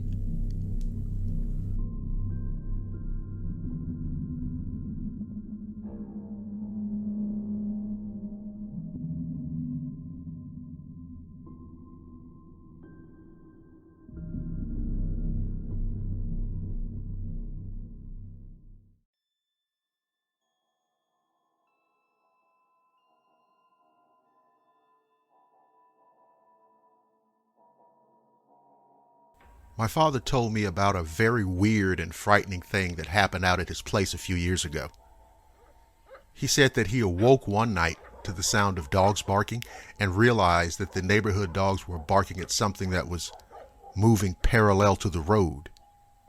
When his own dog started barking, he went outside to see what was up. Across the street is pretty much all forest except a church directly across the street that was at the time just a gravel lot. He said the moon was very bright, so even in the dead of night, he was able to get a look at something that shocked and scared the hell out of him. Running across the lot was a huge creature that he said had all the features of a gigantic wolf, dark fur, long wolfish snout, but the goddamn thing was running on 2 legs, and he could definitely hear the sound of the creature running full tilt across the gravel. He said he could also hear terrible sounding grunts, growls, and the most bone-chilling howls imaginable. So he kept his eyes on the thing until it disappeared into the darkness. Now, as you might imagine, more than a few things freaked him the fuck out. Number one, it was definitely wolf-like, huge, and ran on 2 feet. Now try having a dog run on gravel versus a human, and you can tell the difference in the sound. In terms of size, both my father and I have witnessed large animals like bears and moose running through the underbrush, and according to him, it sounded like it was of a similar size to those creatures. He estimated it to be 7 to 8 feet tall. Number 2, it was easily running somewhere around 40 to 50 miles per hour in the clearing of the lot, then slowed down again as it went back into the woods. He was able to compare the speed because the road itself has a 45 miles per hour limit, so it was going just as fast as a passing car. Number 3, the wolf creature's huffing, gasping, and growling was so loud he could hear it from his front door and was obviously not human. We looked online later to compare its sound to other animals, and it really didn't sound like anything he'd ever heard before. Another strange thing, there was almost a synchronous reaction that the dogs had. He's never heard dogs react like that before. Both him, my stepmom, my stepbrother, and several of our neighbors can all account for hearing the strange barking from the dogs, but it was only my dad who actually saw what they were barking at. Nothing happened like that since, and I've never personally witnessed anything like it. The location of the encounter is right on the border of the Cascade Mountain Range, and is surrounded by federal land and some privately owned land. If you're familiar with the area, or shit, even if you're not, take my advice. Stay away.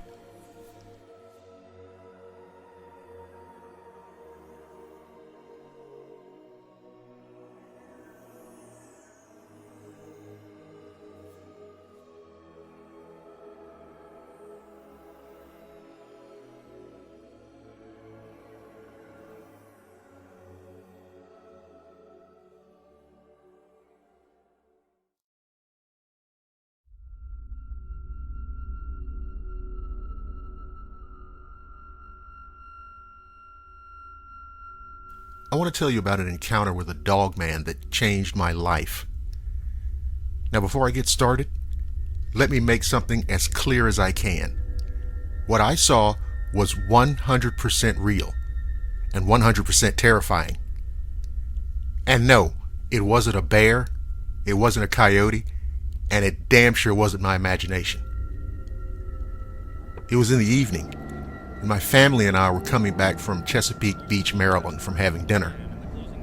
It was me, my brother, Mom, and Dad. I was 16 and in the back right passenger seat talking football with my brother. Riding along, I was just looking out the window, and there was this little road that merges onto the main road to the left. So as we merged, we picked up a little speed. We were going maybe 25, 30 miles per hour. And you had to cross this little bridge, and it's really bumpy, so we slowed down even more.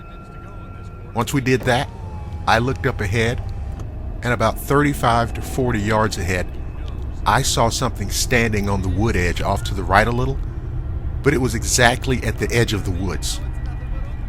It had both arms on a tree just standing there, meaning its right arm was on the tree about shoulder height, and its left arm was in basically the same position. So its arms were spread out with its hands on the trees. It was easily 7 feet tall, maybe even taller, and it had a wolf-looking face, only larger, like a dire wolf from Game of Thrones. It was dark too, almost pitch black, and the hair was medium length. I could see that its legs seemed to be arranged like a canine, you know what I mean? Kind of backwards, the way a dog or a wolf's would be. And then this fucking thing actually locked eyes with me. I saw it for about 15 to 20 seconds because of the distance. And I thought to myself, God damn, what am I looking at? It had very pointy features and didn't look like how people describe a Bigfoot, but actually a werewolf. A lot of people call it Dogman, but I'm more inclined to say it was an actual wolf man. I said out loud to my family, "Did you guys see that thing?" And they were like, "See what?" To this day, my family still doesn't believe me. And most other people think I'm crazy or lying, so I very rarely tell anyone about it. But it was real. It was there. And what bothers me is, I can never forget the look of those large, menacing yellow eyes. It had a look of pure evil. Are these kind of things out there all the time? And where do they go? And where do they come from? And what do they want?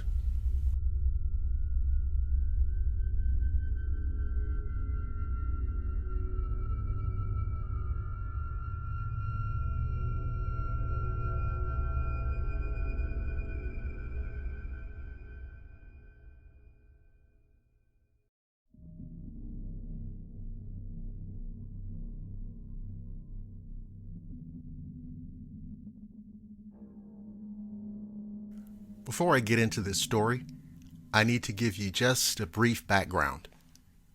First off, my wife and I are both from a very rural part of the Upper Peninsula of Michigan. I always used to tell people that I had to drive 50 miles one way to go to McDonald's growing up.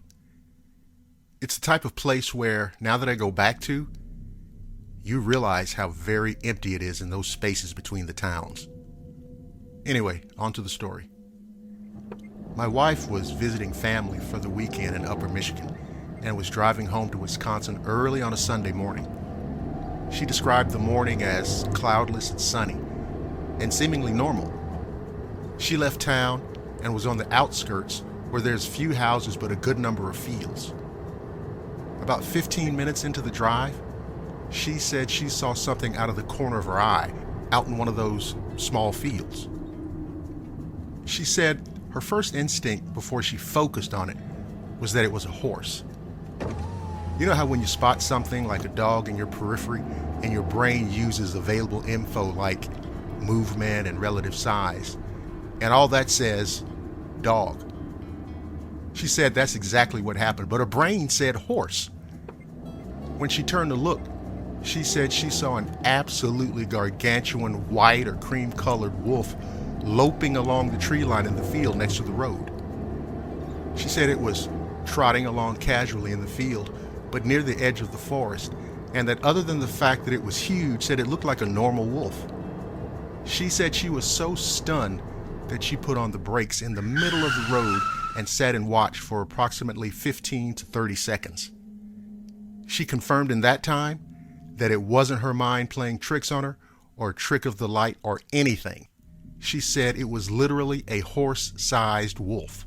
Now, after those 15 to 30 seconds, she said it stopped, stood up on two legs, and looked directly at her, and then bounded into the trees. She got her phone out and called her dad, who said she probably just saw a big gray wolf. Now, we've both seen gray wolves, and while they are large, she said this thing wasn't even close. To her estimation, it stood 5 to 5.5 feet at the shoulder. That is, when it was on all fours. Now, for clarification purposes, I've actually seen the field she was talking about. It's maybe 50 yards from the road to the tree line, if that, and there are no obstructions.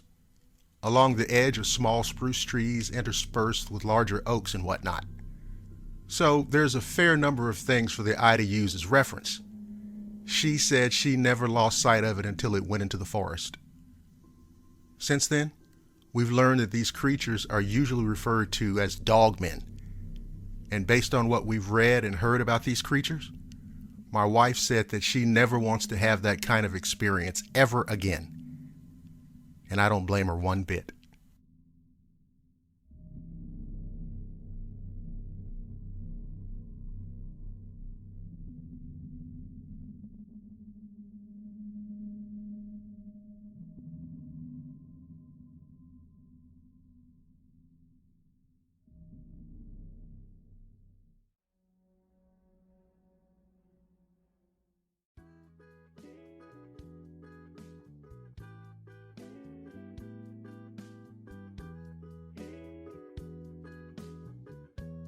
A couple of months ago, two friends and I were out cold weather camping in Newton, Illinois on their property.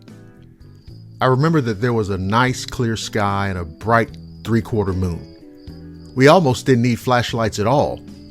And even though there were coyotes in the area, and if you don't know, they're thick as thieves out there, so it's not uncommon to hear them pretty close. Well, we just finished eating and were small talking around the fire when we started hearing howls. We were listening to what seemed like 3 different ones. They were going back and forth for about 20 minutes, and it seemed like they were a couple of 100 yards apart. We all commented on how loud they were and decided maybe it was time to get some shut-eye. Now, one of my friends jumped into his tent. He has a problem with his immune system, so he gets sick easily. I didn't have the heart to tell him he couldn't tag along, so we pretty much buried him under a ton of blankets. And we just crawled into our sleeping bags at the fire and stargazed a bit. Now the howls started getting closer, and we could hear some coyotes also running around and yipping at each other out in the field nearby. Not a big deal. We all take firearms out there with us for protection because the coyotes have recently been killing young livestock and pets in the area. If there's enough of them in the pack, I doubt they'd think twice about trying their luck on a human being. Then the howling stopped. The last one we heard was probably 100 yards away. We looked at each other just as the howl went off in the tree above the tent. Only, and this is the part that freaks me out the most, whatever it was that fucking close, and we didn't even know it. Then it broke into an aggressive growl. I broke the zipper on my bag, scrambling for my AR. When I grabbed a hold of it, I looked at my buddy who was in the process of securing his own weapon, and his eyes looked like they were about to pop out of his head. We threw our backs up against the tent flap and started trying to wake our friend up while almost spinning our heads off, trying to see whatever there was to see. We finally got him to respond, and as soon as he asked what the hell was wrong, whatever it was burst from behind the tent through the brush and dead trees we were using for our fire. It ran up the little walking path up into the field. Now, to paint you a picture, that's where we had come from about 3 hours prior, back from a night hike across the property. Anyway, it started running away through the brush on 2 legs, and as soon as it hit the trail, dropped onto all 4s and turned its head back to look at us. So what did it look like? The front legs were clearly larger and longer than the back. It had short ears, gray fur, and it had a snout that reminded me of a Doberman. The firelight flickering really helped give me a good look at its teeth and eyes, and although it had a mouthful of crazy-ass werewolf-looking teeth, it was those eyes that got me. They were fucking huge, like the size of my fist, and they were hot yellow. I was like, shit, that's it. We grabbed our blankets and guns and slept at the house that night and went back to clean up the campsite the next morning. We couldn't find any prints, but our fire was scattered and had a large tree branch in it, like maybe that goddamn thing came back and beat the fire to put it out or something. I know my friend refuses to talk about it. Every time I bring it up, he just gets quiet and changes the subject. Now, as scary as it all was, I don't have nightmares or anything like that. But since then, I refuse to go into the woods or camping, fishing, anything without a gun.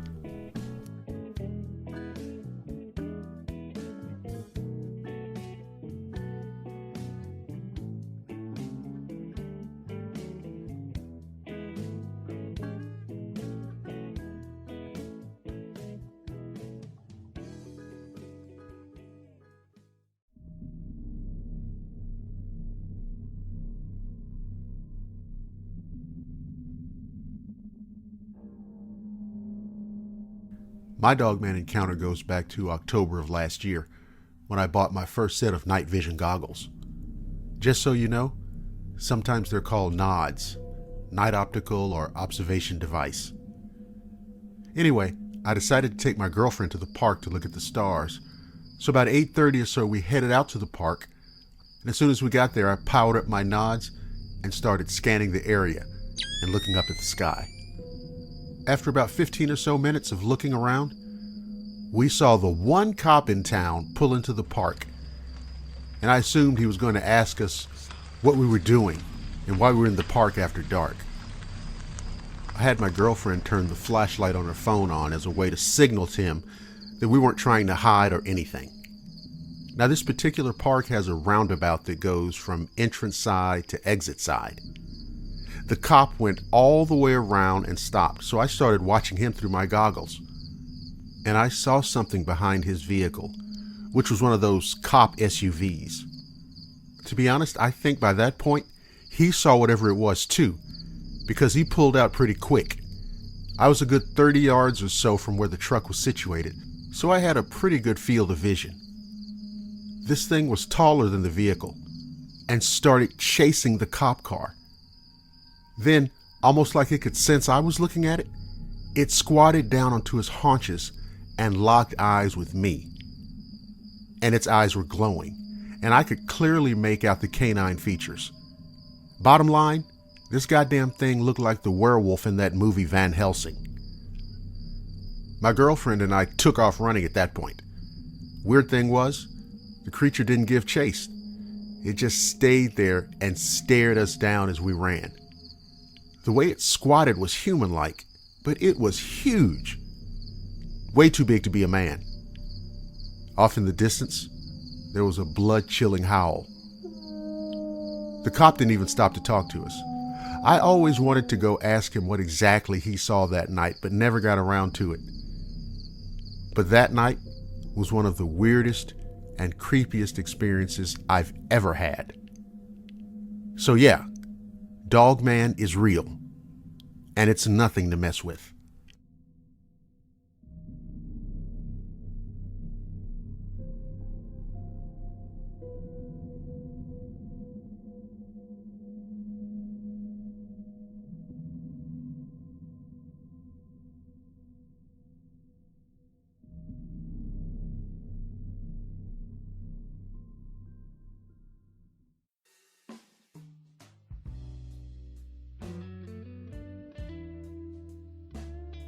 If you look at a map of the state of Georgia, you'll see that the St. Mary's River forms the southernmost border of the state. When you cross the river at that point, you're into Florida. I enjoy fishing at the northwestern stretch of the river, near the town of Folkestone. There's lots of little streams and creeks where you can fish for bluegill, crappie, and even bass. I usually park my truck just a few yards from the bank, whip out my cooler, tackle box, folding chair, radio, and enjoy a few hours of fishing and relaxation. One particular Saturday in May of 2018, I'd gone down to one of my favorite little spots with the idea of catching enough for a nice fish fry with extra to go into the freezer for the following weekend. I usually did the basic thing, flour them down and toss them into a cast iron skillet and enjoy them with some coleslaw and home fries. Anyway, I did end up with a decent catch, enough for my plans anyway, and I'd gotten everything broken down and back onto the truck by about 7:30 that evening. As I pulled back onto the highway, I took notice of how fantastic the early stages of sunset was on the river. I'd easily be home by dark. Now, I'd barely gotten a mile down the highway when I happened to glance over to my left. About 20 yards off the highway, there was a marshy area with high reeds. My eyes happened to catch movement down by the edge of the water. At first, I thought maybe a deer or maybe even a bear might have come down to the water's edge to drink. I slowed down a little bit to see if I could get a better look, and then decided to just go ahead and pull off to the side of the road. If I was lucky, I wouldn't scare it off. So I stepped out of the truck, and the minute I did, I knew that I'd made a huge mistake. At that moment, this thing rose up out of the grass, and when it did, I heard what sounded like bone snapping. I can remember quietly mouthing the words, "What the fuck is that thing?" It looked like a giant black wolf, except that it was standing on two goddamn legs. Now, when I say giant, I mean that from the distance away that I was, I could tell that this creature was about 8 feet tall. I was frozen in place. I saw it sniff the air, and then it turned and looked right at me. I could see it had crazy orange eyes, and it squinted its eyes, then let out a deep growl and took a few steps in my direction. Now that's all it took to snap me out of my trance, because I jumped my ass back into the truck and tore off down the highway. All the way home, my hands gripped the wheel like a vice, and I was sweating like a racehorse. Every so often, I glanced into the rearview mirror just to be sure that it wasn't chasing after me. I kept glancing back until I'd gotten 2 or 3 miles from home. Once I got home, I dipped deep into the whiskey. Now, like I said before, that had been one of my favorite areas for fishing. And I haven't been back there since. And I damn sure never will go back again.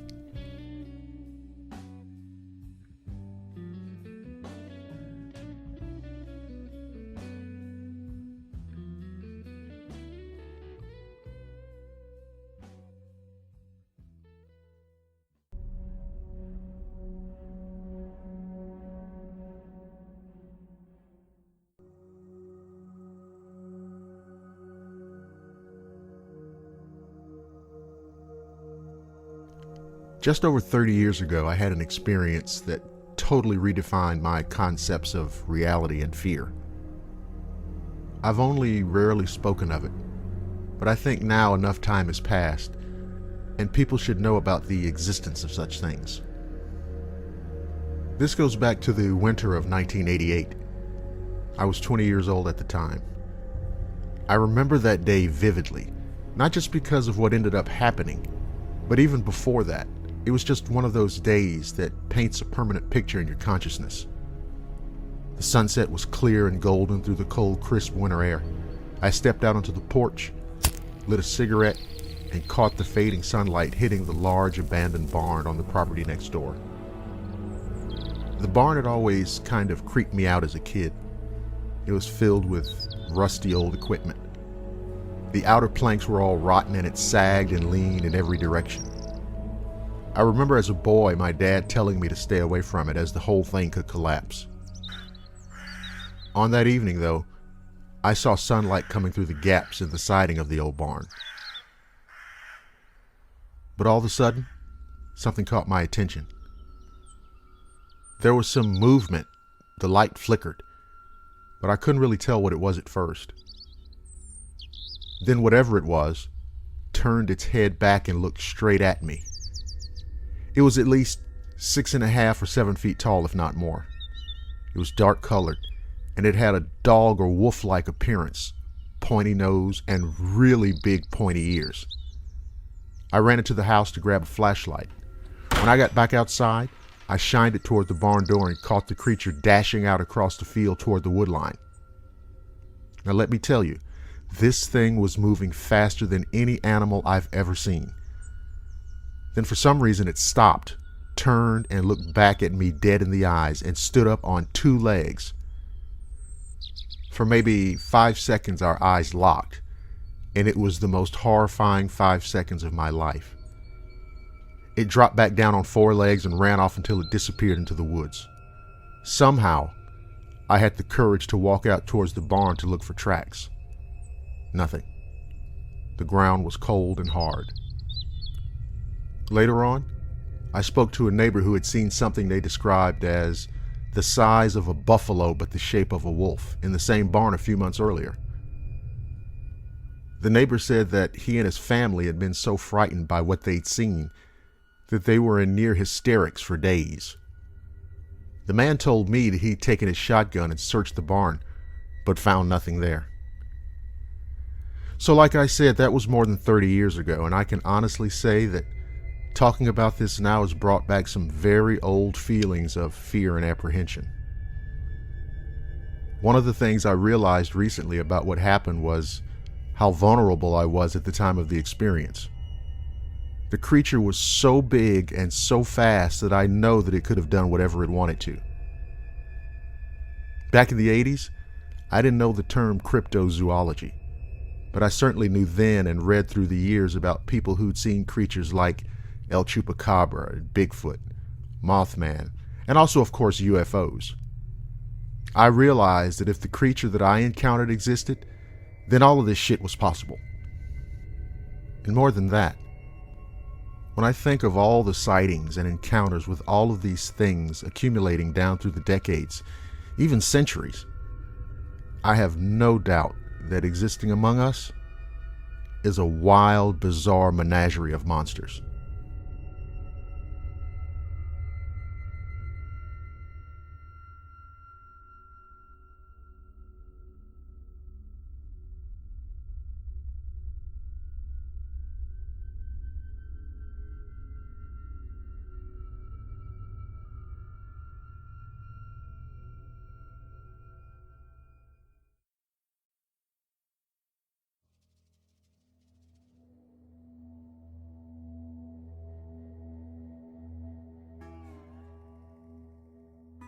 One of the earliest accounts of a dogman encounter in the United States goes back to the last 2 decades of the 1800s, out in what was known then as the Arizona Territory. Now, of course, when you mention the American Southwest in relation to this, some people automatically think of Native Americans, the Navajo in particular, which leads to the inevitable conversation about skinwalkers. But this story has nothing to do with skinwalkers or shape-shifting or any of the other subjects that sometimes get dragged down into the dogman discussion. Now, some of you have heard about some of the things that went down in Tombstone, Arizona. That's right. What I want to tell you about happened around the time that Wyatt Earp, Bat Masterson, and Doc Holliday were establishing themselves as permanent historical fixtures of what we now call the Old West. But it was another man, a man named William Arnett, now largely obscured by time, who was engaged in exploits no less exciting. Arnett was a Texan and was known to have done a stint as a ranger.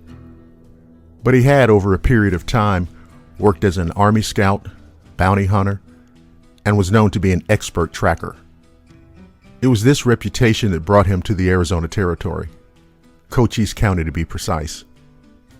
You see, between Nugent's Pass and Bisbee, there were more than 24 ranches that had been experiencing what at the time was being called strange goings-on. This included sheep, chickens and cattle being attacked in the middle of the night and eaten, in whole or in part. Of course, this was initially attributed to coyotes, but the severity of the mutilation suggested a larger predator, a much larger predator. But more than that, there were even reports of a strange creature skulking around the outskirts of many of these ranches, just as dusk fell. It was described as a wolf as big as a buffalo, a wolf that could stand up on two legs and walk like a man. Now, the men who were able to catch a glimpse of the creature were only ever able to get off a few random shots at it until it scrambled out of sight. The last ranch to be struck was the Gadsden place near Packard, just west of Bisbee. The scene was the same as all the rest. Cattle gutted, ripped, mutilated, and half-eaten. The ranch foreman, a man named Russell, described his discovery as blood and guts scattered out over an acre and a half of the property. After that, several of the largest ranch owners met and agreed to bring Arnett in. He was, they figured, their best hope. Besides, how much longer would it be before whatever it was turned its attention to people? William Arnett, having received the urgent telegram, replied, gathered the necessary supplies, and headed south. Upon his arrival, Arnett met with a group of the larger ranch owners, with Benton Gadsden at the lead. The ranchers brought him up to speed on exactly what had been taking place, including dates, times, weather conditions, and so forth. They all knew that by reputation, Arnett was a quick study and in short order would be out and after the monster wolf. Gadsden provided Arnett with lodgings, and that first night, several of the men dined at his table. You see, Gadsden had started the ranch after coming out west from Ohio after the surrender of General Lee. Since then, he built it up to one of the largest ranches in the territory. He was an honest and well-respected man, and when something troubled and upset him, it was troubling and upsetting for everyone, especially the other ranchers. The next 2 days and nights were uneventful, at least according to Arnett.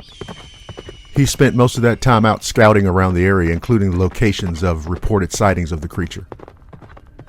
It was said that at the time he didn't talk much, just a nod and an occasional word in morning or evening greeting, but was seen regularly writing in what looked to be a leather-bound journal. Nobody at that time, nor for years, decades after, had the faintest idea about the contents of the pages within.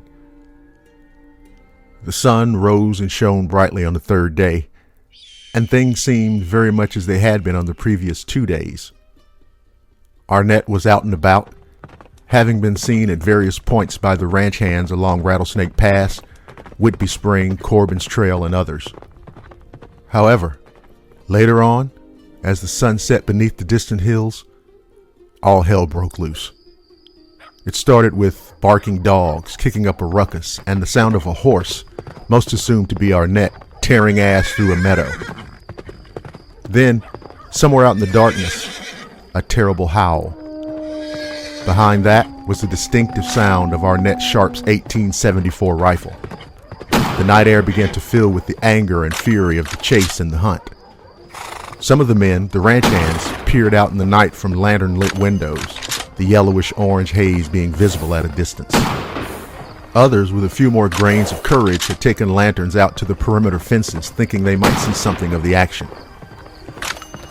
What would later be known as the general melee seemed to go on and on through the night, but in truth, it was probably no more than about 20 minutes. The air was choked with the smell of oil and smoke, dust, wood, and leather. Finally, things fell silent. Then the men could hear the sound of what must have been Arnett coming back across the meadow on horseback. They started gathering around as he rode up. "The thing is done," Arnett said. "Come and see."